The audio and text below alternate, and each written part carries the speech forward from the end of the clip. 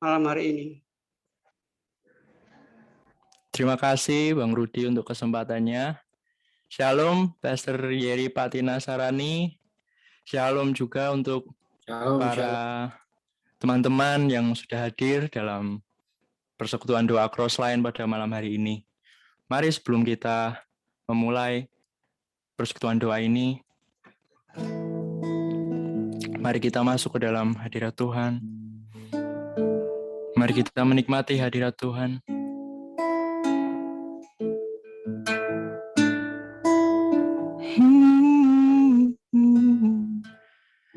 Mari kita bersyukur buat apa yang sudah Tuhan lakukan selama kita hidup. Terima kasih Tuhan.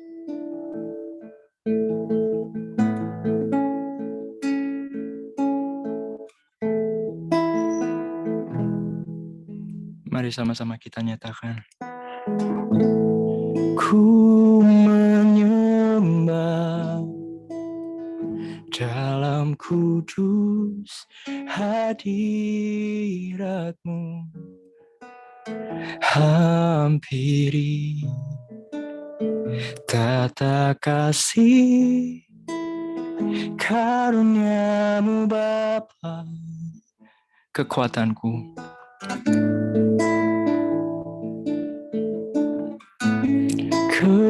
Kekuatanku hanya dalam hadirat-Mu, Yesusku. Hanya Kaulah segalanya. Mari sama-sama kita nyanyikan. Ku yakin Kau hadir di sini. Ku rasakan kuasa yang tak terbatas. Ku yakin Kau nyata di sini. Kemenangan terjadi di sini. Thank you, Jesus. Oh. Mari kita pujikan nyanyian ini dari awal. Ku menyembah. Ku menyembah di dalam kudus hadirat-Mu. Kami hampiri tata kasih, oh karunia-Mu Bapa, kekuatan kami hanya di dalam-Mu. Oh, kekuatanku hanya dalam hadirat-Mu. Oh Yesusku, hanya Kaulah segalanya. Mari sama-sama nyanyikan. Kami yakin, ku yakin Kau hadir di sini. Oh, ku rasakan kuasa yang tak terbatas. Ku yakin Kau nyata di sini. Kemenangan, oh, terjadi di sini. Ku yakin Kau hadir di sini. Kami rasakan Tuhan, kan kuasa yang tak terbatas. Ku yakin Kau nyata di sini. Kemenangan terjadi di sini. Kesembuhan terjadi di sini. Kelepasan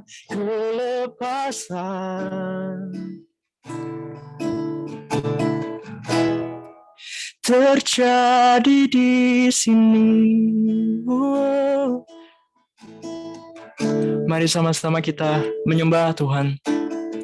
Mari sama-sama kita hadir. Mari sama-sama kita menikmati hadirat Tuhan. Terima kasih Tuhan, buat kasih-Mu yang indah, buat kasih-Mu yang nyata. Saat yang lain meninggalkan, Engkau tetap setia. Kami mau menyembah-Mu Tuhan, kami mau memuji-Mu Yesus, karena Engkau menyelamatkan kami, Engkau telah menyucikan kami. Oh, kami bersyukur, kami sungguh-sungguh bersyukur. Kasih-Mu begitu nyata, kasih-Mu begitu sempurna. Tiada yang lain yang dapat pisahkan, tiada yang lain yang seperti Engkau. Ku bersyukur punya Allah seperti-Mu, Yesus. Engkau baik, Engkau baik. Terima kasih, terima kasih. Engkau sungguh baik Tuhan, Engkau sungguh setia Tuhan. Terima kasih.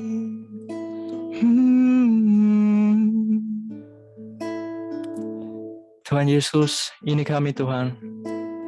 Pada malam hari ini kami bersepakat Tuhan, kami mau menyembah dan memuji-Mu Tuhan.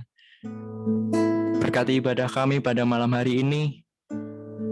Berkati Pastor Yeri yang akan menyampaikan firman-Mu.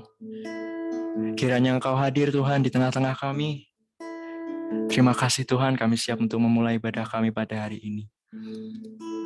Yang siap untuk memulai ibadah pada malam hari ini, sama-sama nyatakan, amin. Mari kita nyanyikan satu pujian, Tuhan Yesus baik.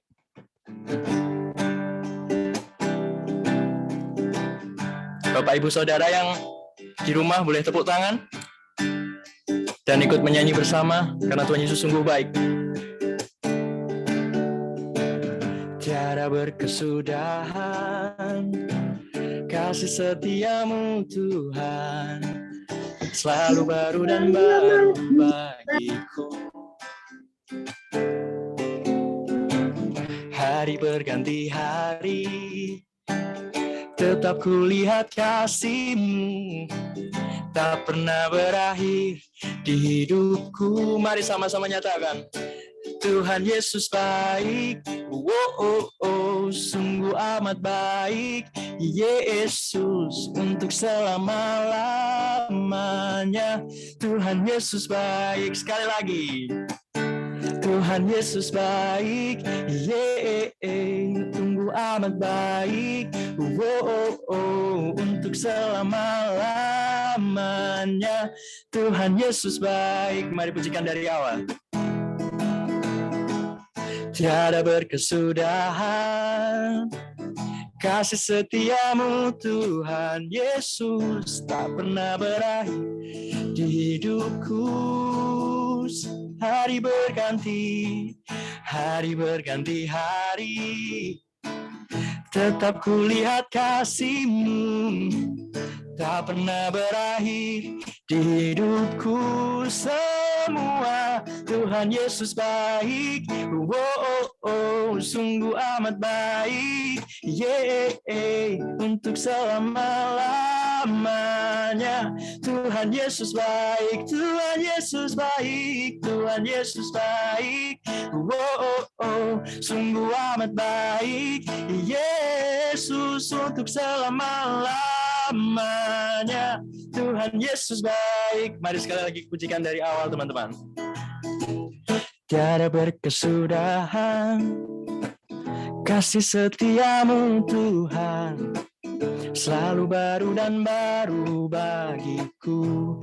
Hari berganti hari, hari berganti hari, tetap kulihat kasih-Mu, tak pernah berakhir di hidupku. Tuhan Yesus baik, Tuhan Yesus baik. Sungguh amat baik. Untuk selama-lamanya. Tuhan Yesus baik, sekali lagi, Tuhan Yesus baik. Sungguh amat baik, Yesus, untuk selama-lamanya.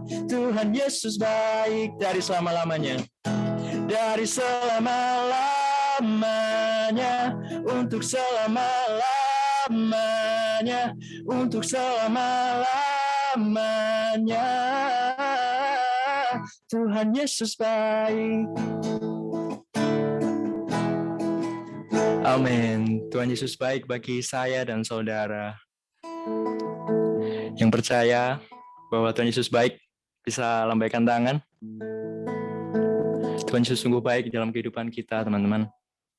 Dan sebelum kita masuk ke dalam firman Tuhan yang akan disampaikan oleh Pastor Yeri, mari kita siapkan hati kita.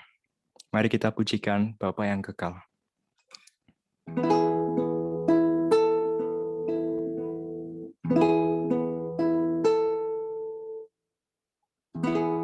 Engkau Bapa yang setia, kasih yang sempurna telah ku terima darimu, bukan karena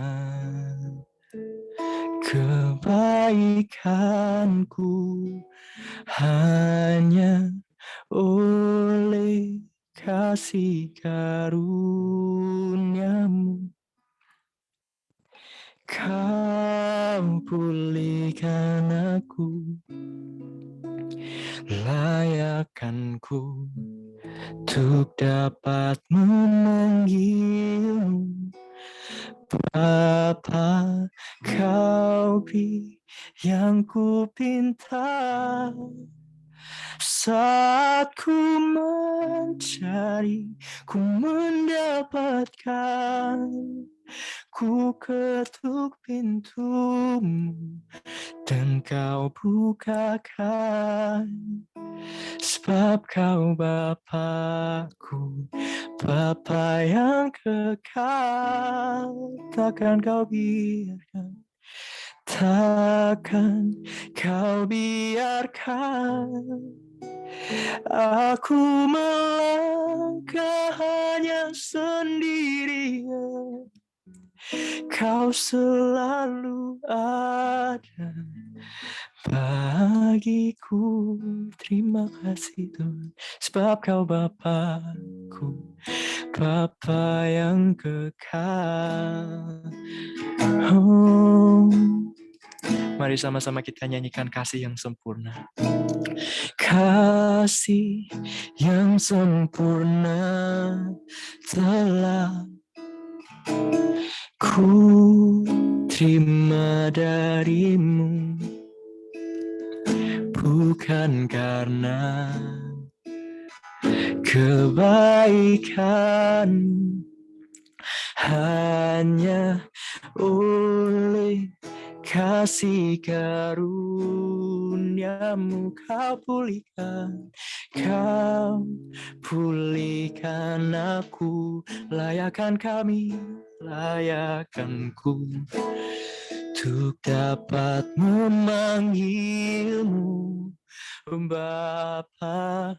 Kau beri yang ku pinta, saat ku mencari, ku mendapatkan. Ku ketuk pintumu dan kau bukakan, sebab kau Bapa-Ku, Bapa yang kekal. Takkan pernah kau biarkan aku melangkah hanya sendirian. Kau selalu ada bagiku, oh, sebab Kau Bapa-Ku, Bapa yang kekal. Engkau beri kami Yesus, Kau beri yang ku pinta, oh, saat ku mencari, ku mendapatkan, ku ketuk pintumu dan Kau bukakan, oh, sebab Kau Bapa kami Tuhan, Bapa yang kekal. Yesus, terima kasih Tuhan. Takkan Kau biarkan aku melangkah, oh, hanya sendirian. Kau selalu ada bagiku, sebab Kau Bapa-Ku, Yesus, Bapa yang kekal. Mari dengan lembut kita nyanyikan kepada Tuhan.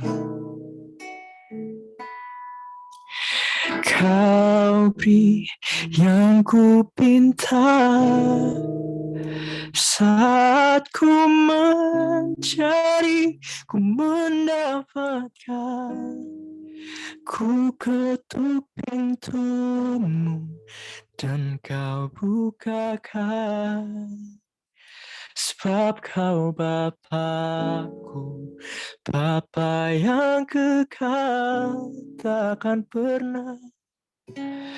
Takkan Kau biarkan aku melangkahnya sendirian.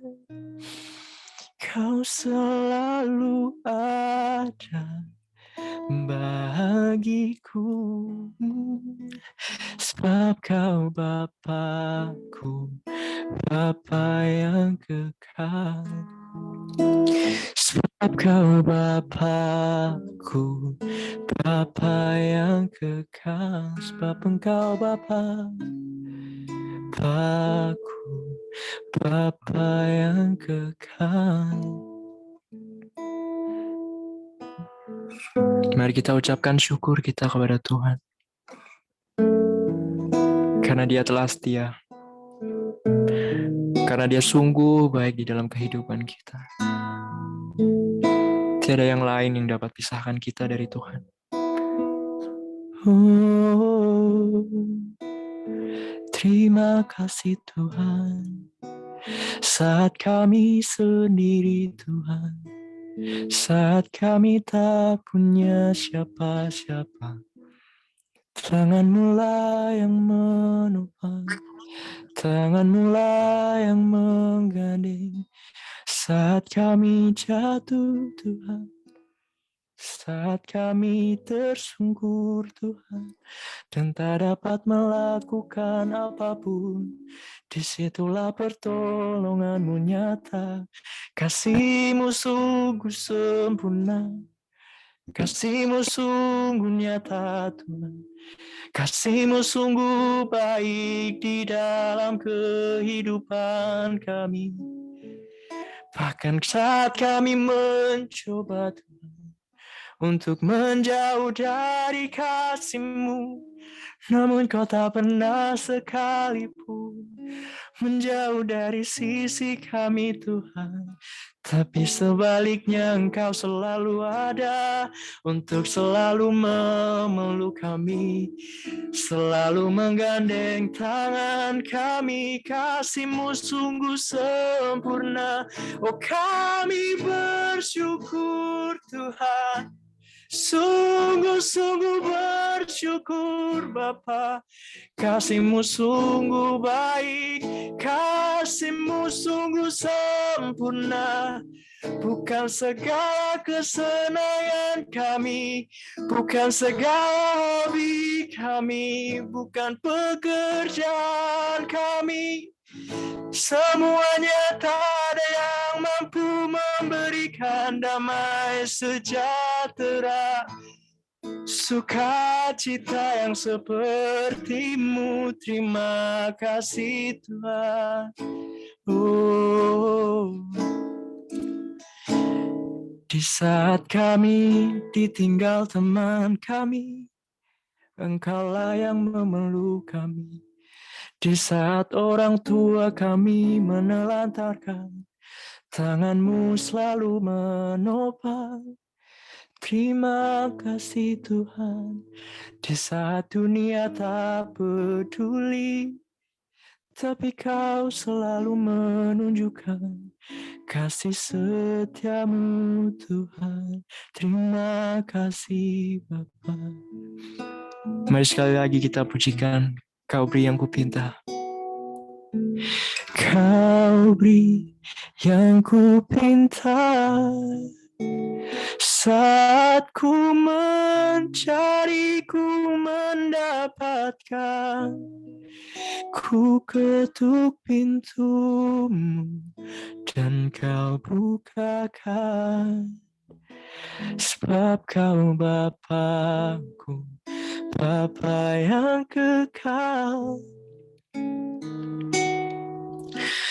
Takkan Kau biarkan kami melangkah hanya sendirian.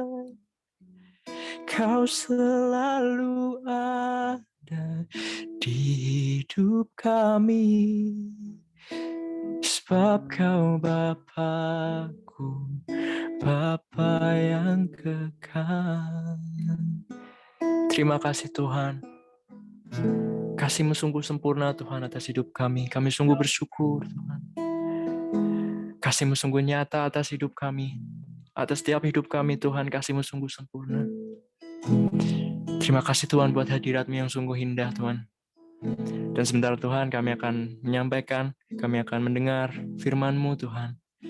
Berkati Pastor Yeri yang akan menyampaikan firman-Mu Tuhan. Kiranya melalui firman-Mu ini, banyak jiwa-jiwa yang terberkati Tuhan. Banyak jiwa-jiwa yang dimenangkan Tuhan dalam nama Tuhan Yesus. Terima kasih Tuhan. Kami siap untuk mendengar firman-Mu Tuhan. Berkatalah Tuhan, karena kami siap mendengar. Terima kasih Tuhan. Kami siap. Dalam nama Tuhan Yesus, kami sudah berdoa. Haleluya. Amin. Waktu selanjutnya, saya persilahkan untuk Pastor Yeri. Oke, baik. Terima kasih. Shalom semua. Selamat malam. Bapak Saudara, senang sekali bisa berjumpa dan menyapa dalam kasih Tuhan pada malam hari ini. Mungkin kalau ada yang belum kenal, perkenalkan nama saya Yeri Patinasarani, domisili Jakarta. Ya, dan saya percaya kita semua tuh keluarga di dalam Tuhan. Amin. Dan saya percaya setiap kali kita punya kesempatan untuk mendengar dan meresponi firman, itu sebenarnya Tuhan sedang merancang sebuah masa depan yang penuh pengharapan di dalam kehidupan kita. Itu sebabnya saya nggak percaya ada orang diciptakan jadi orang gagal. Kegagalan cuma hal yang numpang lewat aja dalam kehidupan kita. Nah, hari ini kita mau mendengar sebuah kepastian di tengah ketidakpastian yang terjadi hari-hari ini. Dan itu sebabnya saya mengajak setiap kita, mari buka hati kita. Satu perkataan sanggup mengubah sebuah sejarah kehidupan manusia. Satu perkataan aja. Satu ketika seorang perwira berkata, katakan aja satu kata, maka hambanya akan sembuh. Nah, saya percaya malam ini kita sedang membahas sebuah esensi dari kekristenan, esensi dari kerajaan Allah, bahkan mungkin saya akan masuk ke esensi dari kebutuhan manusia. Jatuh bangunnya manusia banyak bergantung lewat pengertian yang kita mau bahas pada malam hari ini. Saudara, adalah sebuah kabar gembira dan sebuah kabar buruk buat iblis ketika Tuhan mengizinkan dikenal sebagai Bapa dalam kehidupan kita. Dia bukan Tuhan yang gagah perkasa, dia bukan Tuhan yang berperang ganti kita aja, tapi dia Tuhan yang mau datang dan mencintai kita.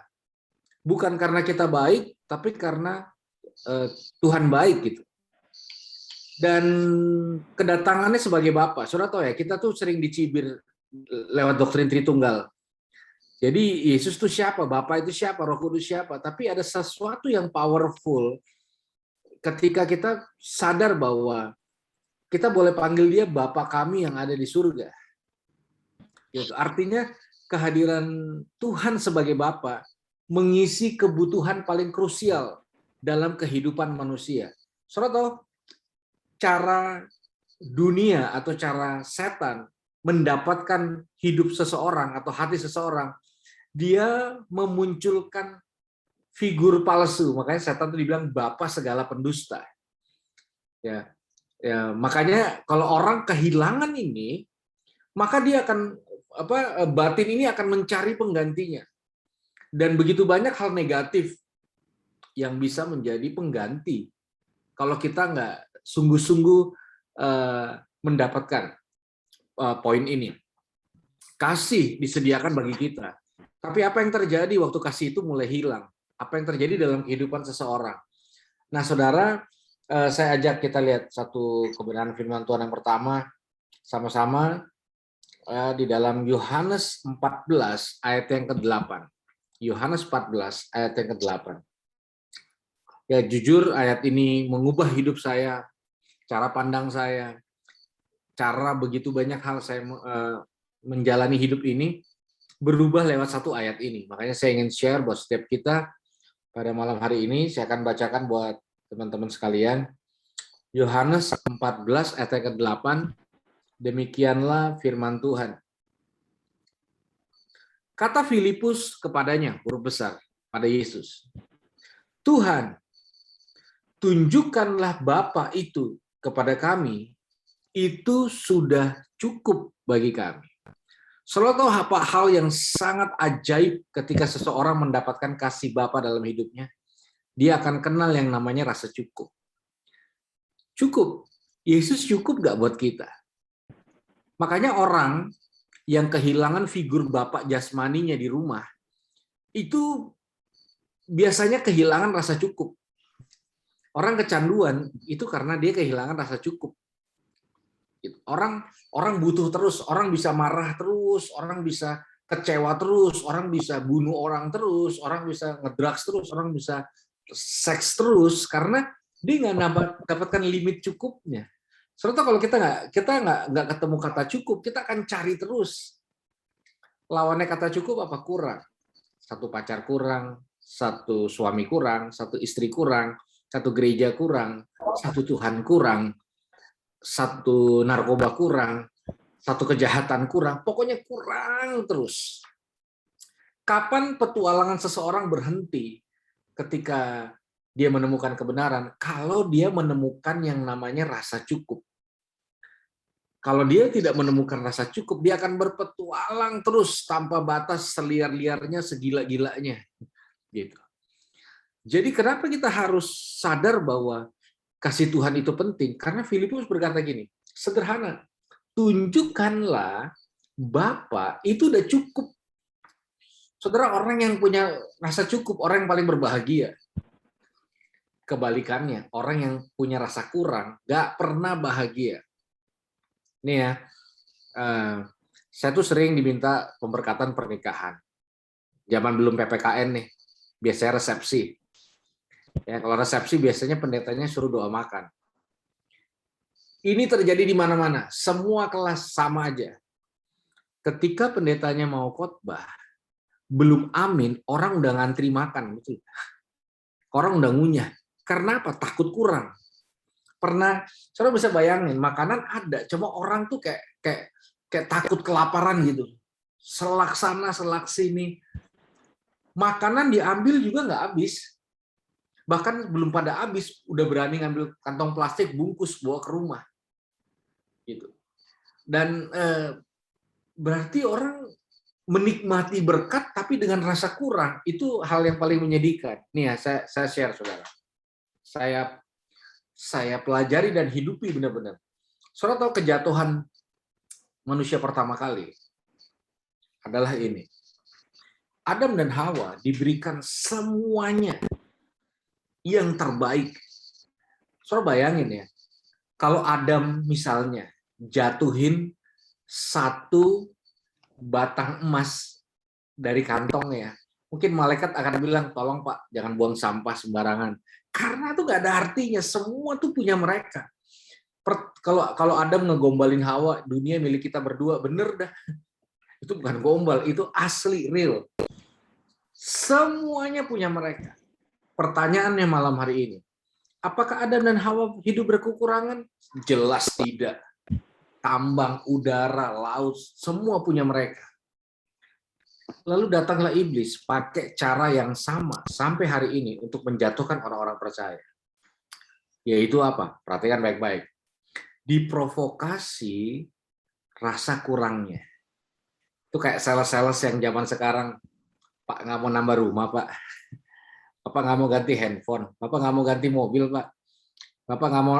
Jadi apa yang nggak ada sama kita diprovokasi supaya kita ngerasa kurang. Memang tidak ada ditulis dalam Alkitab secara literasi, tapi saya yakin iblis akan pakai cara ini untuk menjatuhkan Hawa. Yakin Bu Hawa udah punya semua. Coba ingat-ingat dulu. Masih ada satu yang belum dipunya. Pengetahuan yang baik dan yang jahat. Pohon dan buah. Tadinya rasa berlimpah, langsung rasa kurang. Orang kalau ngerasa kurang, sangat mudah terlempar dari rencana Tuhan. Makanya orang yang kehilangan kasih Tuhan, cirinya gampang. Dia selalu ngerasa kurang aja. Semua yang dia punya ini kurang. Ngelihatnya ke atas terus, nggak kayak yang lain. Suamiku nggak kayak suami yang lain. Rumahku nggak kayak rumah yang lain. Pokoknya kurang terus. Orang kalau nggak bisa mengatasi rasa kurang dalam hidupnya, nggak akan menang dalam pertempuran. Belum ada. Saudara dengar ya? Daud lawan Goliat. Daud jelas kurang tinggi, dipakai baju perang melorot, bawa pedang nggak sanggup.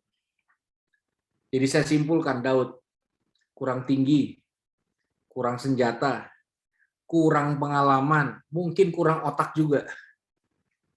Gitu.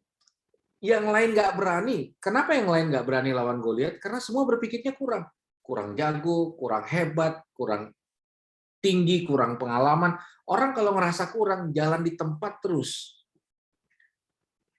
Saudara tahu, Goliat kalah karena ada satu senjata yang dia tidak perhitungkan. Yang harusnya malam ini kita semua punya senjata itu untuk menaklukkan raksasa-raksasa kehidupan hari-hari ini.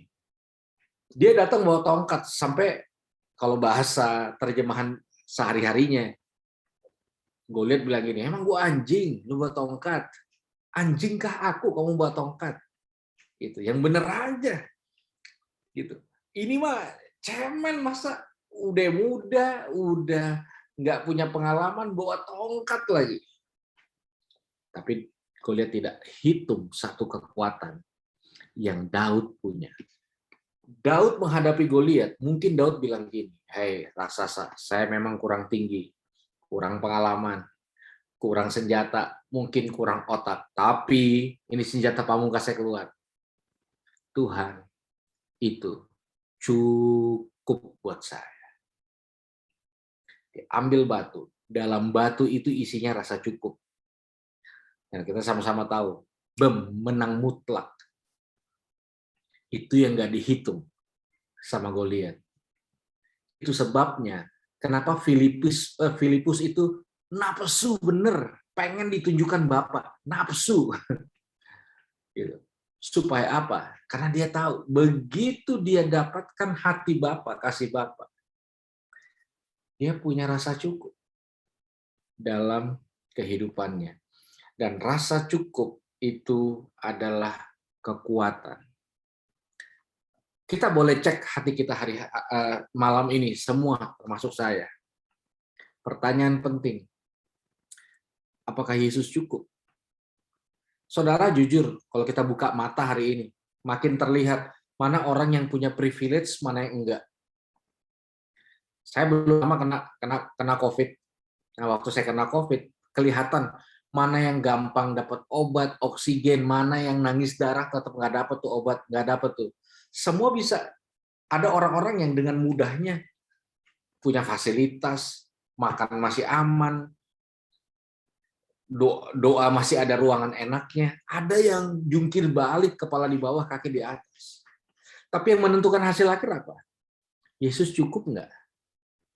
Ketika kita menghadapi begitu banyak keterbatasan dalam kehidupan kita. Saudara, firman berbicara soal batin. Ini nggak bisa dibohongin.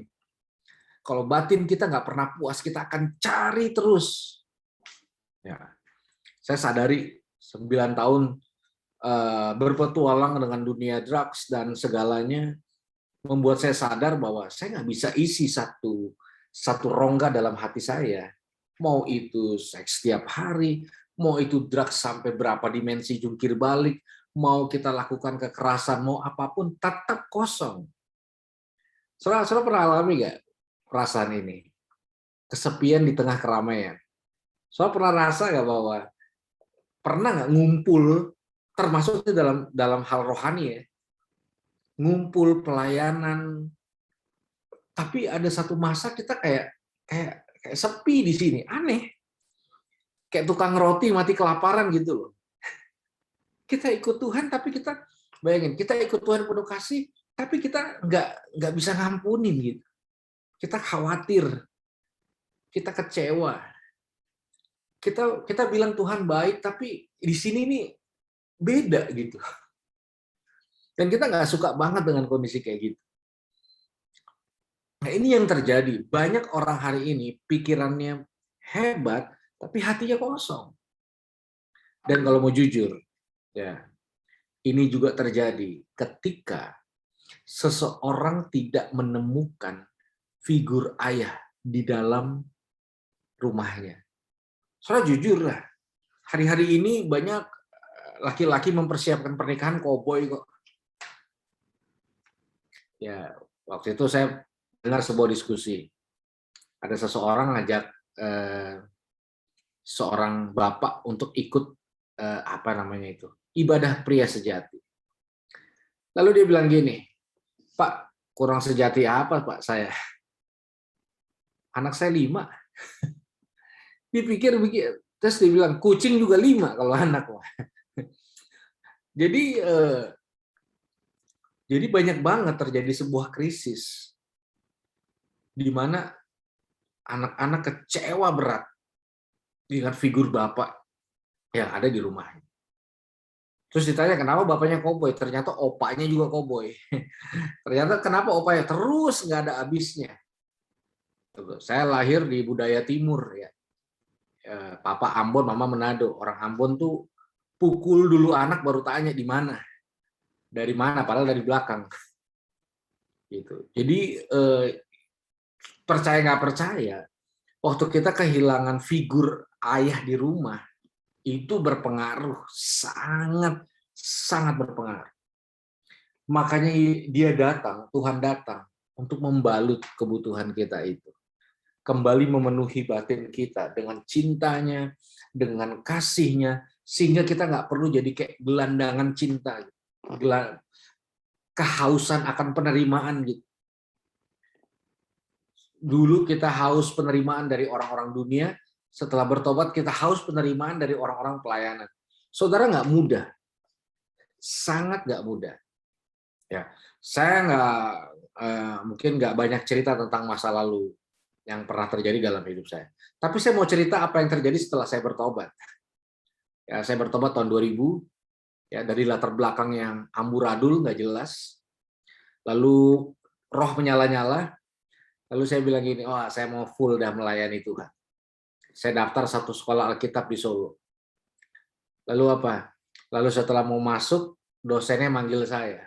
Terus dosennya bilang gini, Saudara Yeri, karena kamu mantan pemakai narkoba, coba pikir-pikir lagi, kamu mau ikut pelayanan, kamu mau sekolah di sini apa enggak? Begituin saya. Terus saya tanya, kenapa Pak? Terus dia bilang gini, kami ragu, apakah otak kamu mampu ikut pelajaran di sini apa enggak? Wah, saya diem. Tarik napas dulu 1-2 menit. Serius Pak? Iya. Terus saya berdiri dari saya duduk, terus saya bilang gini, Pak, kalau saya sekolah Alkitab di sini, terus lulusnya jadi kayak Bapak, mending nggak usah Pak. Terus saya pergi, saya keluar. Lalu saya melihat orang-orang bisa dipakai Tuhan, bisa ketemu orang-orang hebat dalam jalur pelayanan, punya orang-orang, saya nggak ada. Lalu saya ingat khotbah hari ini, Tuhan cukup nggak? Saya habiskan berjam-jam waktu saya di toko buku rohani, saya belajar sendiri, bodoh amat dengan orang lain. Saya push diri saya sendiri sampai diusir di di toko buku itu karena baca doang nggak beli. Pokoknya saya kumpulin duit, saya beli buku rohani, saya beli kaset rohani, saya latih bertahun-tahun. Nggak ada yang undang, nggak ada yang ngizinin saya pelayanan, nggak apa-apa. Saya datang 2 jam sebelum ibadah, saya bersihin WC, saya bersihin kursi, supaya apa? Supaya pas pulang saya bisa latihan sendiri, ngomong di depan mimbar. Gitu. Saudara, sampai hari ini orang masih memperlakukan saya seperti itu. Berapa tahun lalu saya datang melayani satu tempat, orang lihat penampilan saya kayak gini. Ya kalau gue jadi Jakarta tuh banyak yang ada security-nya. Ditangkap security saya. Bapak mau maling di gereja ya, dibawa saya ke pos. Untung ada flyer yang ada muka saya di situ. Saya pernah datang satu gereja, dipikir mau ngebom gereja. Hampir saya diteleponin Densus 88. Ya, saya berapa kali ngalamin banyak penolakan. Nah, di sini pertanyaannya, ketika kita punya keterbatasan di antara orang yang sepertinya nggak ada terbatas. Saudara tahu, cinta Bapa dalam batin kita akan selalu memotivasi kita untuk berkata bahwa Yesus, Engkau cukup. Engkau cukup. Sekalipun nggak punya banyak duit, akses, kesempatan, bukan berarti kita nggak bisa dipakai dengan dahsyat dan luar biasa. Bukan berarti kita nggak bisa jadi sesuatu yang dahsyat, yang hebat. Satu kali saya mengalami sebuah fase yang cukup berat lah, karena ternyata karena pemakaian narkoba yang cukup lama, psikis saya kena gitu. Jadi saya mulai ngomong sendiri, ngomong sama horden, ngomong sama gayung, teriak-teriak, ketawa-ketawa. Lalu tadinya dimengerti kalau datang gereja, akhirnya suruh duduk belakang, karena waktu disuruh berdiri saya duduk, disuruh saat teduh saya nyanyi keras-keras, duduk di belakang. Saya ikut retret 3 hari, dan hari kedua saya dibilang Yudas Iskariot, terus saya dipulangin sama mentor saya pas retret. Gitu. Akhirnya saya pernah overdosis, dibuang orang di got. Akhirnya saya pikir, bagaimana saya mau menata hidup? Banyak minusnya, otak error, latar belakang seperti ini. Kampus mana yang mau terima? Siapa yang mau jadi istri saya? Ya kecuali saya jadi penjahat, mungkin saya akan eksis gitu. Tapi kantor mana, ini mana, dan saya drop gitu. Itu kali saya bangun dari comberan karena orang buang saya di got. Terus saya pikir bahwa ya udahlah, mati lah. Ngapain hidup kayak sampah kayak gini? Orang perlakukan kayak sampah. Jadi satu malam saya masuk kamar saya kunci, saya ambil satu gelas baygon, goodbye dunia ini. Semua yang dibilang guru sekolah minggu teori lah buat saya gitu. Lalu saya minum satu gelas itu dan saya nggak sadar selama beberapa jam. Lalu saya kagetnya beberapa jam kemudian saya bangun, saya kaget, saya nggak kenapa-napa. Nah, di situ saya percaya Yesus pertama kali. Nggak mungkin kalau dia nggak hidup, saya nggak mungkin saya yakin banyak dari kita, kalau mau jujur-jujuran nih, nyawa serep kita hari ini. Nyawa serep artinya yang paling berat dan urusan sama nyawa, mungkin kita udah bisa lewatin. Artinya apa? Dia tuh cukup. Dia itu cukup. Kasih Bapa yang menyelimuti batin kita akan terus memberikan satu rasa. Kita bukan seperti orang yang ngantri makanan takut kehabisan, nyerobot sana, sikut sini, lalu sedih kalau lihat orang berhasil, lalu happy kalau lihat orang gagal. Kita bukan kayak orang yang meratapi, kok saya nggak seperti A, seperti B, seperti C. Kalau kita itu mungkin malam hari ini, mungkin kasih Bapa sedang tidak menyala di dalam batin kita. Dan makanya saya percaya bahwa kalau orang punya kasih Bapa, dia bisa bangun rohnya sendiri. Nggak perlu sering datang ke KKR. Dia punya kemampuan, saya mau tutup dengan ini. Dia punya kemampuan namanya singleness. Saudara, single beda sama jomblo. Single itu artinya utuh, sempurna, unik. Kemampuan singleness yang datang dari kasih Bapa adalah gini, kemampuan bertahan dalam kesendirian dengan Tuhan. Cuma orang yang memelihara hati Bapa, dia punya kemampuan itu. Satu kali orang nanya sama saya, Bung, udah nikah? Saya bilang, udah. Terus dia tanya, bahagia nggak? Aneh. Ngapain nanya soal bahagia? Lalu saya bilang gini, bukan tugas istri saya buat saya bahagia. Kalau saya punya kasih Bapa. Tugas diri saya sendiri. Bukan tugas gereja, bukan tugas mentor, bukan tugas pendeta, bukan tugas dinas sosial, bukan tugas Jokowi buat saya bahagia. Kalau saya punya Yesus, kasih Bapa, tugas saya sendiri. Orang yang di dalamnya penuh akan kasih Bapa. Dengar baik. Tidak ada yang boleh jadi matahari dalam hidupnya. Karena dia adalah matahari itu sendiri. Kita adalah matahari itu sendiri dalam hidup kita. Jadi kita bisa berdiri di dua kaki kita sendiri tanpa harus bergantung dengan siapapun kecuali dengan Tuhan. Saya tidak mengajarkan sebuah independensi ya anti komunitas. Tapi saya mau kasih tahu untuk orang-orang tertentu, ya saya berani berkata untuk orang-orang kayak saya yang punya latar belakang sedikit yang mendukung. Orang cuma baik sama kita kalau kita lagi baik. Begitu kita jatuh, begitu kita gagal atau tidak memenuhi ekspektasi, orang akan bersegmentasi dengan kita. Syarat dan ketentuan berlaku. Makanya orang kadang sering datang dalam hidup saya. Apa yang bisa saya bantu, Pak? Ya saya balikin apa yang saya bisa bantu. Gitu. Meskipun saya juga butuh bantuan. Singleness. Kita tetap utuh. Ya kalau mau jujur ya, banyak kita gagal kalau lagi sendirian. Dan orang nggak suka sendirian. Kenapa orang berani melakukan hal-hal brutal? Banyak hal karena takut sendirian. Ya kita ingatlah dulu zamannya awal-awal nyoba rokok, semua orang nyoba rokok juga batuk. Terus kenapa terus ngerokok? Yang lain pada ngerokok soalnya kita tuh takut banget berbeda gitu. Dan nggak suka sendiri tuh nggak enak. Dan saya punya kabar baik, suatu saat kita pasti sendiri. Dan mungkin hari ini kita lagi sendirian. Makanya banyak orang di dalam batin paling dalam sering banget mengalami sebuah kesunyian yang deep di tengah-tengah perhatian orang. Kita masih bisa ngerasa sendiri dan kita bisa nggak suka sama diri kita gitu. Nah makanya malam hari ini di dalam sebuah tema yang luar biasa.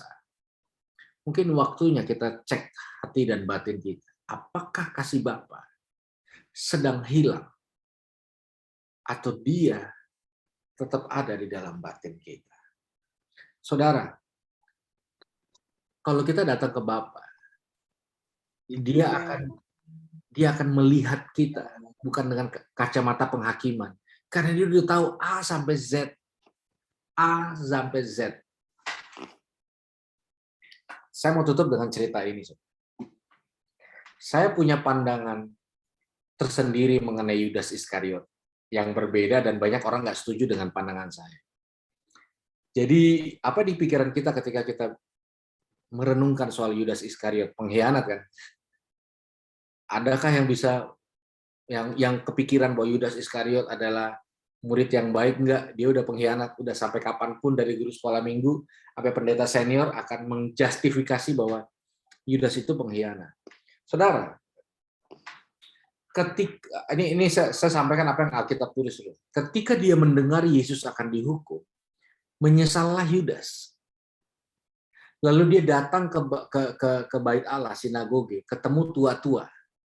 Saudara, kalau orang buat dosa, idealnya kemana? Ya ke gereja lah.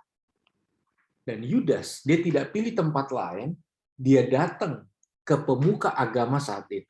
Ketika dia menyesal. Oke, kita lihat penyesalannya ini air mata buaya apa enggak ya? Orang cuma nyesel doang, nggak ada tindakan selanjutnya itu air mata buaya. Tapi enggak, setelah dia nyesel, apa yang Yudas lakukan? Dia kembaliin kepingan itu, betul nggak? Ada nggak orang yang bertobat di Alkitab terus balikin duit yang dia ambil secara tidak jujur? Ada. Siapa? Sakeus. Sama. Jadi menurut saya nih Yudas bukan asal-asalan menyesal. Dia menyesal karena dia sudah jual Yesus. Dan banyak orang hari ini lagi ngerasa itu dan pengen pulih. Datanglah dia lalu mengembalikan uangnya. Terus dia bilang gini, nanti saya share, saya nggak hafal ayatnya, tapi saya hafal runtutan ceritanya. Terus dia bilang gini, aku telah berdosa terhadap orang itu. Siapa? Yesus. 1 Yohanes 1 ayat 9 berkata gini, siapa yang mengaku dosa, maka Allah adalah setia dan mengampuni dan menyucikan. Yudas menyesal, Yudas datang hamba Tuhan ke gereja, Yudas mengembalikan duit, Yudas ngaku dosa. Lalu apa yang tua-tua bilang? Apa urusannya sama kami? Uruslah dirimu sendiri. Keluar gantung diri dia. Banyak orang bunuh diri secara rohani dan jasmani karena mengalami yang namanya penolakan dan stigma negatif. Bahkan dari orang-orang yang notabene kenal Tuhan dan ada di rumah Tuhan. Terus bagaimana? Sadar. Waktu kita punya hati Bapa, kasih Tuhan di batin, orang berhak ngomongin kita. Iya, kita juga berhak gak dengar omongan orang. Kita mampu berdiri di dua kaki kita sendiri. Saudara dengar baik, kalau kita hidup dari penerimaan orang-orang, kita akan mati oleh penolakan mereka. Malam ini kasih Bapa membuat orang mau nolak mau enggak, ya terserah. Kita mah jalan terus. Satu kali saya melayani satu gereja besar di Jakarta sama istri. Saya masuk kamar mandi, persiapan khotbah. Istri saya dipanggil oleh pengerja gereja. Ibu, apakah benar Pak Yeri sudah berhenti narkoba? Kok ibu mau menikah sama mantan pemakai narkoba? Apa ibu nggak takut nanti anak ibu cacat? Sampai kapanpun orang-orang yang punya latar belakang kegagalan yang signifikan selalu mendapat perlakuan negatif dan stigma. It's okay. Jangan bangun kebencian di dalam batin. Karena waktu batin ini penuh dengan kebencian, kita nggak bisa berbagi. Percayalah, hidup kita berdasarkan cinta yang sudah ada di dalam batin kita. Maka kalau kita sekarang hidup dalam Tuhan, kita bukan gelandangan rohani yang haus akan penerimaan. Gak mudah. Crossline itu sebuah pelayanan yang unik. Selain unik dan spesial, banyak orang belum bisa nerima. Apaan tuh? Berubah dulu dong. Pakai tangan panjang dulu. Gondrongnya di ini dulu. Antingnya copot dulu. Tatonya hilangin dulu. Baru gabung di geng gua. Mana bisa? Tuhan ngajarin gini. Jangan berubah. Gabung dulu di geng gua. Nanti lu berubah. Saya rasa begitu kan, crossline kan ada karena ya sulit lah. Sulit lah. Puji Tuhan beberapa gereja membuka ya. Setahu saya kayak yang di Sidoarjo ya kalau nggak salah. Ada satu gereja yang saya pernah datang waktu itu. Wah, rame acara kita buat fast gereja pecah.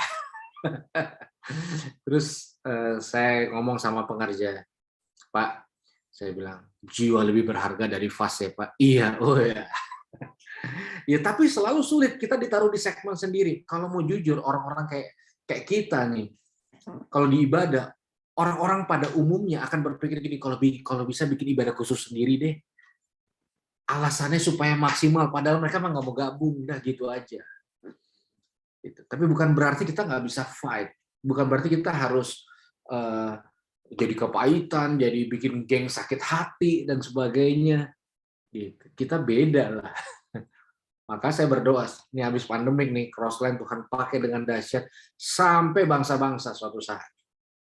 Saya berdoa orang-orang terbaik, leader-leader terbaik, pengkhotbah terbaik, calon gembala terbaik, ya, siapapun ada di garis depan pergerakan Tuhan.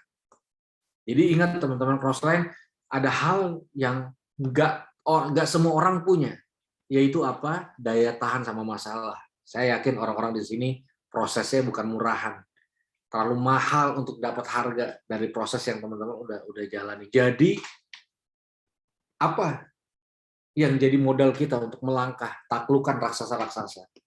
Jangan biarkan hati Bapa redup, cinta Bapa redup dalam batin dan hati kita. Pertahankan sampai titik darah penghabisan.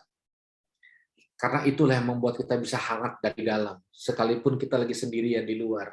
Sekalipun kita lagi melihat orang-orang mengeksploitasi kehangatannya dengan teman-temannya, dengan kelompoknya, dengan komunitasnya. Sedangkan kita mungkin banyak sendiri. Tapi saya punya kabar baik malam hari ini. Cinta Tuhan membuat dua kaki kita tetap bisa melangkah sampai suatu saat kita tutup mata meninggalkan dunia ini. Tuhan mendapati kita tetap setia, mencintai Tuhan dan mencintai orang-orang dalam kita. Amin. Mari kita berdoa. Malam hari ini Tuhan penuhi batin kami dengan cinta. Dan malam ini kami mau katakan Tuhan, di atas segala yang terjadi di dalam hidup kami, Engkau cukup bagi kami. Sekalipun kami nggak punya banyak mungkin support system, fasilitas, keluarga yang dukung, atau apapun Tuhan. Tapi kami mau katakan, Engkau cukup bagi kami. Malam ini kami buka hati kami. Saudara, hari ini ada kesunyian, ada kesepian di dalam batinmu. Kok nggak nyaman, ada kemarahan, ada kekecewaan, ada perasaan yang nggak enak yang kau rasa sampai malam hari ini. Aku berdoa dimanapun saudara berada. Tangan Tuhan menjamah, cinta Tuhan membalut. Dan kalau ada dengan kasih yang luar biasa, dan kalau ada malam hari ini, sampai malam hari ini, engkau kecewa berat dengan ayahmu, dengan bapakmu yang ada di rumah. Engkau benci berat. Aku berdoa malam hari ini, cinta Tuhan memulihkan, menyembuhkan. Tuhan, kami nggak mampu, nggak mungkin kami mampu. Itu sebabnya malam ini kami mau belajar percaya cintamu memampukan kami. Kami mengampuni ayah kami. Kami melepaskan pengampunan. Kami melepaskan blessing, berkat untuk ayah kami. Dan kami memutuskan mengampuni Tuhan. Seperti Engkau sudah mengampuni kami. Pulihkan. Biar ada pemulihan hati Bapa. Dan malam hari ini peluk kami Tuhan. Peluk kami dengan cinta. Biarkan kami boleh merasakan kehangatan, cinta, kasih yang dunia nggak bisa kasih. Kami diterima, kami tidak dilupakan, kami dicintai. Kami berharga dan mulia di mata-Mu. Tuhan, berkat yang terbaik turun atas kami. Dalam nama Yesus, kami alaskan doa dan ucapan syukur. Amin. Thank you. Tuhan berkati. Puji Tuhan, luar biasa Pastor Yeri buat sharing firman Tuhan. Terima kasih. Sebelum kita mungkin ada yang mau bertanya, nanti kita foto bersama dulu ya. Kita akan foto bersama dulu, dinyalakan dulu kameranya.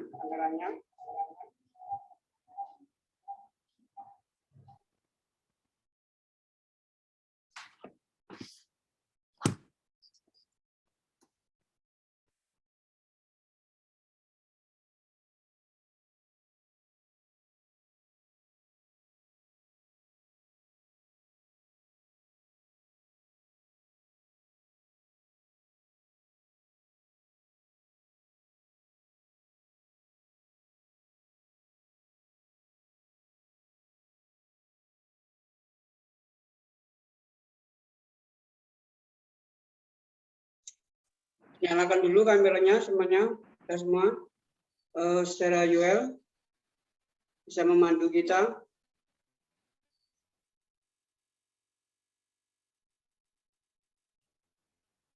Saudara Yoel. Oh, Ayo yang lainnya dinyalakan dulu semuanya. Ada Angel, ada Nona Maria, Utus. Ayo dinyalakan semuanya. Oke, semuanya dinyalakan. Ya, kita foto bersama. Ada Lucy, dinyalakan dulu kameranya. Oke, udah. Oke. Silakan Duel.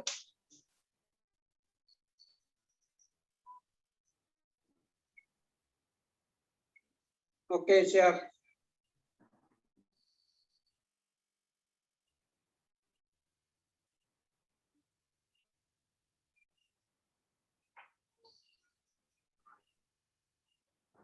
Oke, terima kasih. Buat teman-teman yang mungkin yang ada yang mau bertanya kepada Pastor Yeri, dipersilahkan untuk bertanya.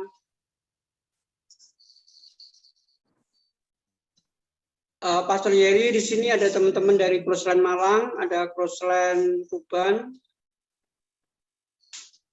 Hari ini juga kita nanti jam 9:30 ada launching Crossland dari California.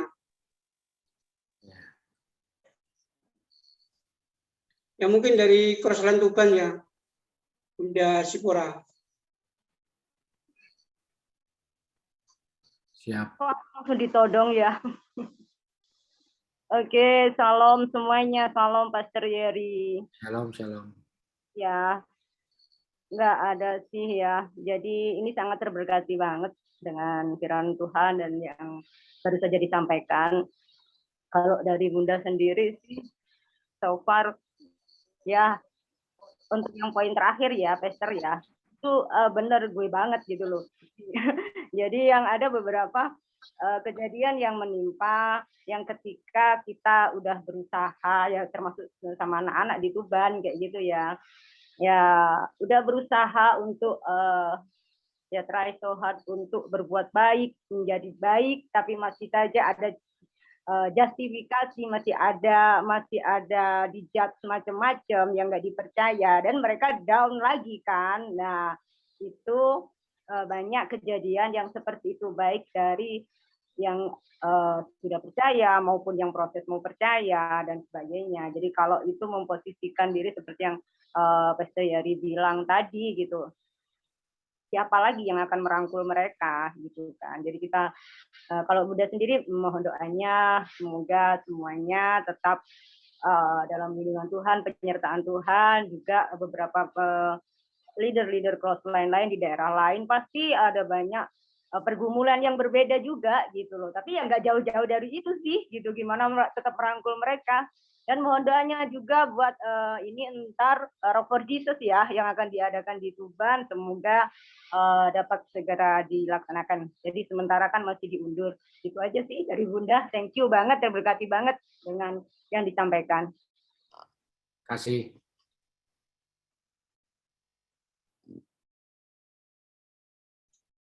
Ya oke, tadi ada yang angkat tangan, Miss Tere, silakan. Ya, silakan. Oke, selamat malam Pastor Yeri. Malam. Shalom. Shalom. Saya Santi, saya misteri dari Jambi, Pastor. Oke. Sangat terberkati mendengar kesaksian dari Pastor. Saya dulu pernah lihat video Pastor bagaimana Pastor bertobat seperti itu, tapi udah lama ya. Benar atau enggak ini orangnya Pastor ya? Nah, luar biasa ketika kita dipilih sebagai anak-anak Tuhan seperti itu, ketika ayah, sosok ayah yang secara fisik, secara jasmani itu mungkin ada banyak dari beberapa orang dari kita yang mungkin ada di sini atau di luar sana seperti itu, yang merasa kekurangan kasih sayang seorang ayah secara jasmani seperti itu. Nah, ketika kita orang Kristen itu bisa memanggil Tuhan kita dengan sebutan Bapa, itu bagi menurut saya sendiri sih itu sesuatu yang tidak ada yang kita temukan di agama lain seperti itu. Ketika di mana kita kekurangan kasih sayang seorang sosok ayah secara fisik, kemudian Yesus yang mana adalah sebagai anak utusan dari Bapa seperti itu, di mana sih beberapa orang di luar sana menganggap bahwa orang Kristen itu dengan Allah Tritunggal seperti itu. Kenapa ada anak, ada Bapa seperti itu. Nah, tapi sedikit saya pengen tanya nih Pastor Yeri, ketika kita kekurangan kasih sayang dari manusia secara jasmani, kita kepengen dipenuhi oleh kasih Tuhan seperti itu. Nah, terkadang kita manusia itu manusia secara sifatnya tidak pernah puas ya, Pastor. Nah, ketika kita tidak mendapatkan apa yang kita mau kasih sayang seperti itu, terkadang ada ada orang-orang yang tidak bisa, ada orang-orang yang tidak bisa menemukan kasih Bapa seperti itu. Nah, bagaimana sih cara kita sendiri supaya kita bisa dipenuhi dengan kasih Bapa itu sendiri, Pastor? Terima kasih, Pastor. Oke, baik. Saya langsung ini aja ya, saya langsung jawab ya. Jadi saya punya bapak jasmani sih luar biasa supportnya, tapi udah meninggal. Jadi kalau saya mengandalkan bapak jasmani saya yang luar biasa, harusnya waktu papa saya meninggal saya juga jatuh lagi pasti. Nah makanya itu yang gak enak sih ini ya. Saya tuh mungkin tidak menganut sebuah pemahaman bahwa komunitas tuh segala-galanya gitu. Karena ketika kita menggantungkan kepenuhan kita akan bapak ke komunitas, ke orang lain, bahkan ke bapak jasmani pun, maka kita akan selalu mengalami benturan-benturan yang akhirnya membuat kita terbatas. Nah, tugas kita orang-orang, tugas saya adalah ketika mendampingi orang-orang yang nggak mengalami hati bapak, ya saya coba membantu menempatkan diri sebagai bapak mereka. Tapi dalam artian saya mengajarkan bahwa nggak bisa mengandalkan. Bahkan saya punya anak perempuan. Saya udah mulai ngajarin bahwa suatu saat bapaknya akan meninggal. Mau sayang kayak apa juga, suatu saat kita akan ditinggalkan sendiri. Nah, ini saya jawab dengan cepat ya. Yesus punya kebiasaan doa sendirian. Ada 6 kali di dalam kitab Injil. Lagi rame-rame dia doa sendiri, dia doa sendiri, dia doa sendiri. Saya kepo waktu itu. Ini kok dia suka banget ya doa sendirian. Kenapa? Karena dia sadar suatu saat dia pasti sendirian. 5.000 ikut karena roti dan ikan. Roti ikan nggak ada, ditinggalin. Punya 70 murid, ninggalin juga. Punya 12 murid, pas di Taman Getsemani ditinggal tidur. Jadi caranya kita mengalami kasih Bapa adalah latihan sendiri dengan Tuhan. Biasakan bangun sebuah hubungan yang personal gitu. Banyak kita pas lagi rame-rame aja, termasuk dalam Zoom, itu kayak rohani kita kebakar. Tapi waktu Zoom-nya berakhir, khotbahnya berhenti, kita di kamar kita masing-masing, aslinya di situ. Itu pentingnya. Petrus motong telinga Imam Malkus, nyalinya bagus. Jalan di atas air sebentar, oke lah. Semua aktivitas spektakuler Petrus waktu lagi rame-rame, waktu lagi sendiri, digertak sama satu perempuan, nyangkal. Karena dia nggak terlatih untuk. Jadi ini solusinya adalah latihan. Kenapa Yesus anak tukang kayu? Padahal di Israel tuh teksturnya berbatu. Kenapa dia anak tukang kayu? Karena suatu saat dia akan mati di atas kayu. Dia udah terlatih dari kecil bau kayu, sehingga waktu dia pikul salib, kayunya itu dia nggak asing. Nah jadi ya teman-teman di sini piculah nyali kita untuk berani. Makanya dalam sebuah pelayanan saya memiliki mungkin sebuah genre yang berbeda. Jangan sering-sering ikutin orang, jangan sering-sering izinin orang ngikutin kita, karena realitanya semua orang pasti sendiri dan itu nggak enak banget. Jadi mungkin itu jawaban dari saya.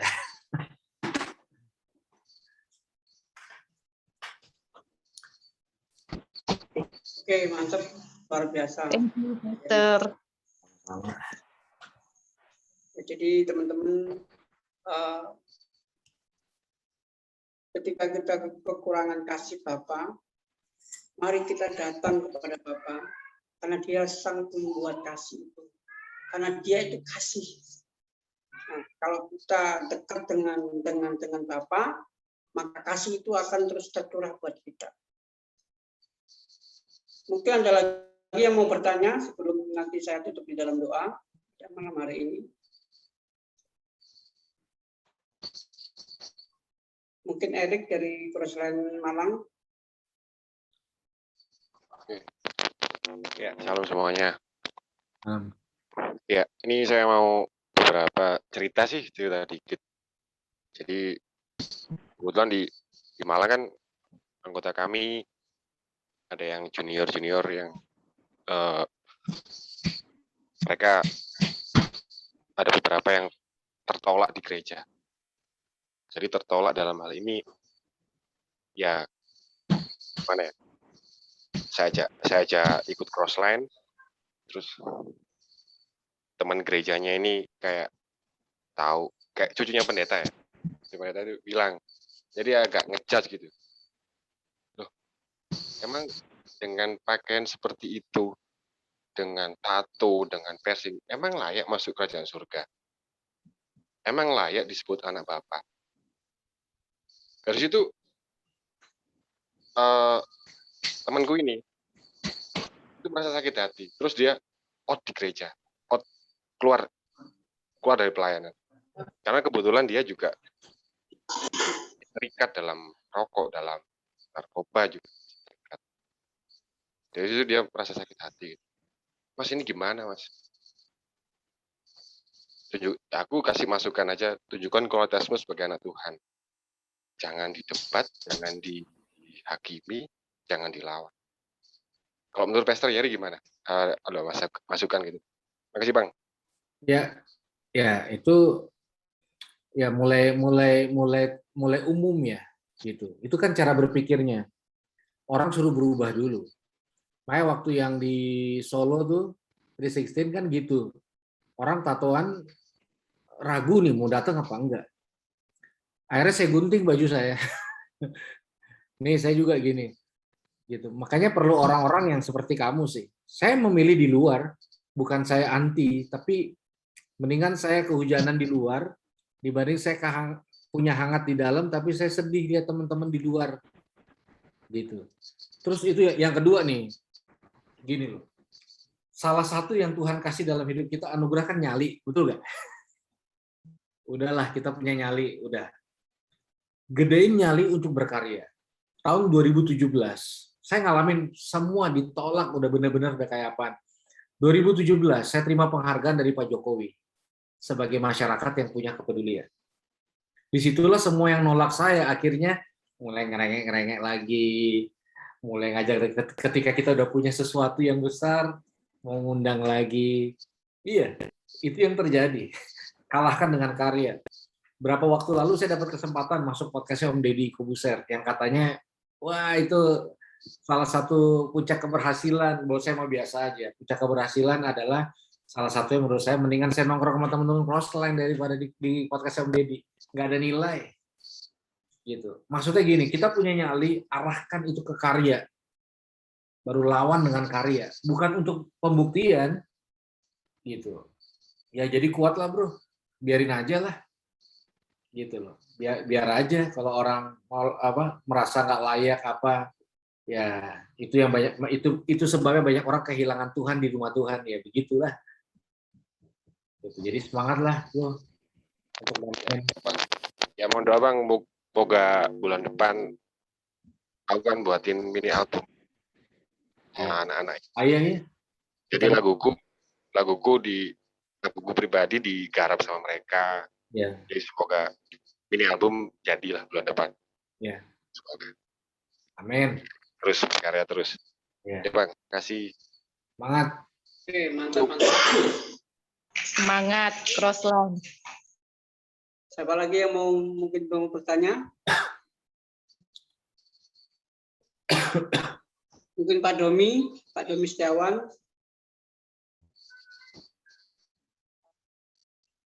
dari Cirebon, mungkin mau bertanya. Enggak, dulu cuman ngenalin nama aja. Perkenalan dulu lain kali. Kenal semuanya. Siap. Mungkin Daniel, siapa lagi teman-teman yang mau bertanya kepada Pastor Jerry?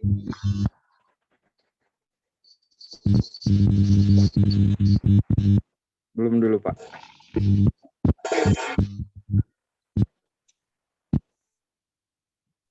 Saudara Sopardi mau bertanya.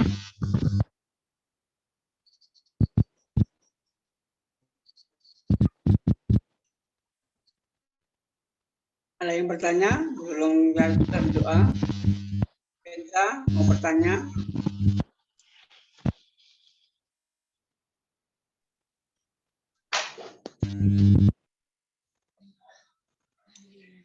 Mungkin Benza mau bertanya?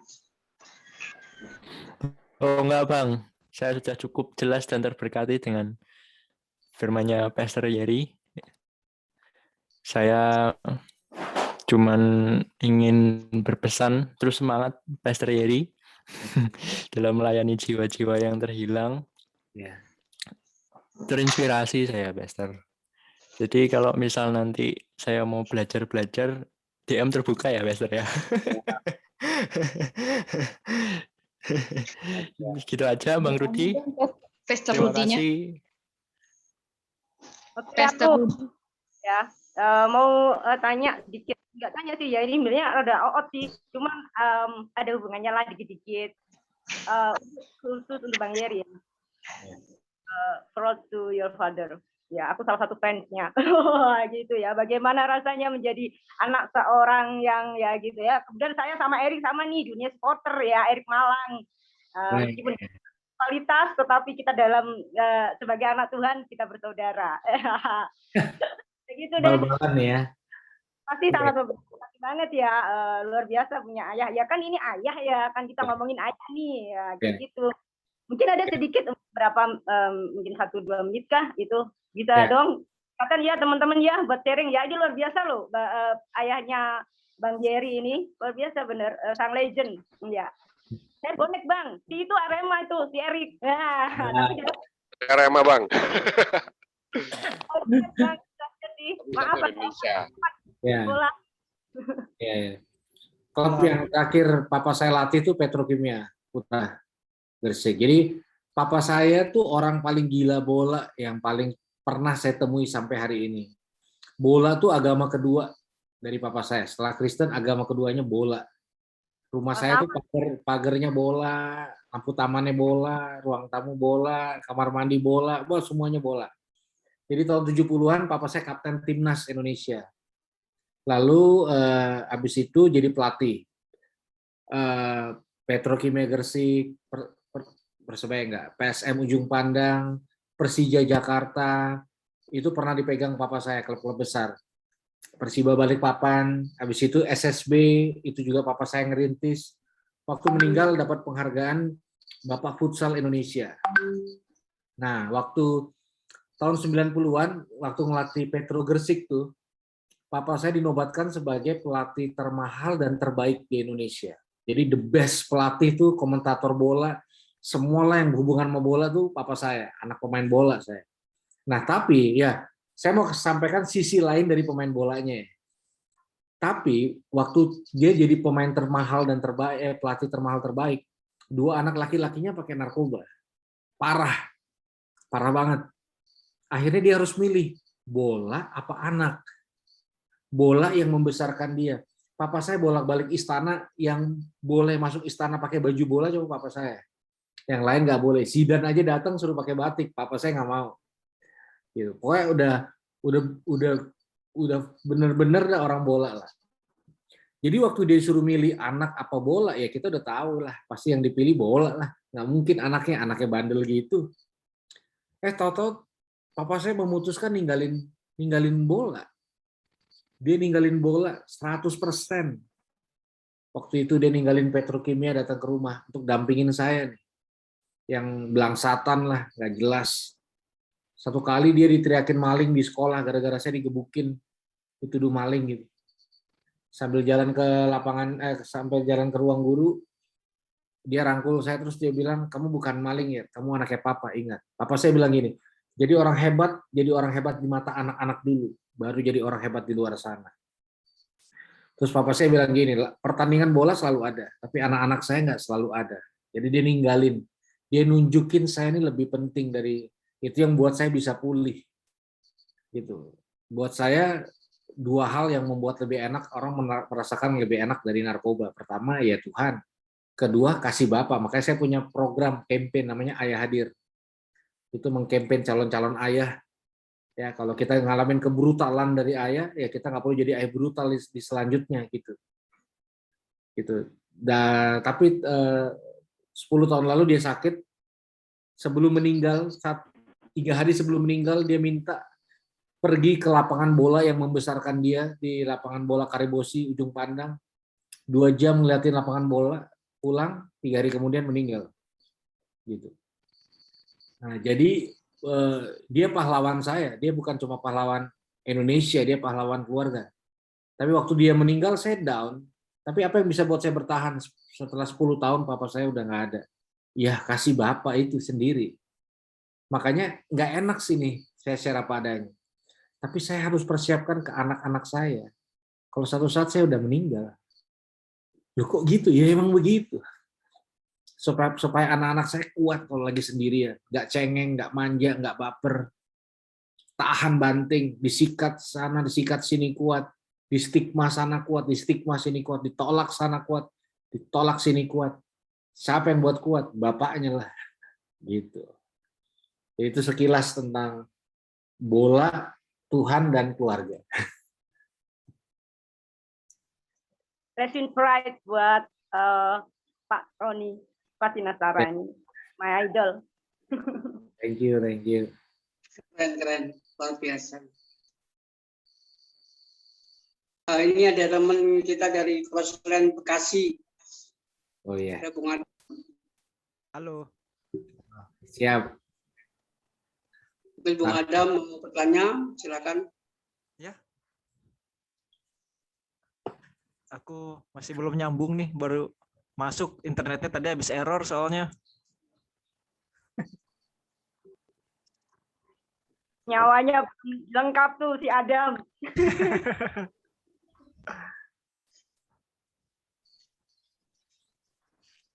Ya saya banyak terinspirasi ya dengan Pastor Yeri, dengan masa lalu yang luar biasa. Sama kayak saya dulu, tapi kan saya di jalanan di dunia pang itu. Dan dipulihkan Tuhan di Papua, di Sorong. Memang waktu di Madiun itu memang saya punya satu akar kepahitan yang sangat kuat, itu ya kepahitan sama orang tua. Saya dibuang dari K sana, dibawa ke Madiun, tinggal sama Om sering dipukul, diajar, dan berani sama Om mau bunuh Om juga. Pulang ke Papua mau bunuh Mama juga, karena kepahitan itu. Tapi puji Tuhan, kepahitan itu sudah dipulihkan karena begitu dahsyatnya Tuhan memulihkan seluruh kehidupan saya. Jadi itu juga situ nama Tuhan bisa disuarakan melalui media di Metro TV, bahwa Yesus itu sanggup merubah hidup kita yang mungkin dianggap sampah. Ada pemungut sang agung, yaitu Yesus. Dia rubah hidup menjadi yang baik dan tidak ulang, berguna bagi banyak orang. Amin. Biasa. Amin. Pastor Rudi, kapan solusinya? Sudah selesai belum? Jangan lupa di-share. Jadi solusi ya? Kalau itu masih nunggu masih daftar nunggu. Cuman saya hubungi timnya mereka. Jadi seperti itu. Nanti Oke. kalau Gimana, Erik? nanti kalau udah agak normal tak main ke sana, Bang. Oke, siap, siap. Ini Pastor Yeri, jadi di Madiun ini ada namanya Pondok Pemulihan. Jadi Ya. teman-teman jalanan ada di tempat ini, dibimbing, dibina. Yang dulunya masuk gereja pakai penampilan punk, puji Tuhan sekarang sudah pakai batik. Banyak orang sudah menerima dengan baik di sini. Puji Tuhan. Ya, saya doakan berkembang sampai kota-kota lain dan lahir orang-orang terbaik. Amin, amin. Ini ketua kita juga belum bisa masuk ini. Bang Jack. Bang Jack juga belum bisa masuk. Masih di perjalanan dari California. Oh, Mau launching nanti. betul. Numpak getek. Oke teman-teman, ini gak ada yang bertanya. Saya akan tutup dalam doa.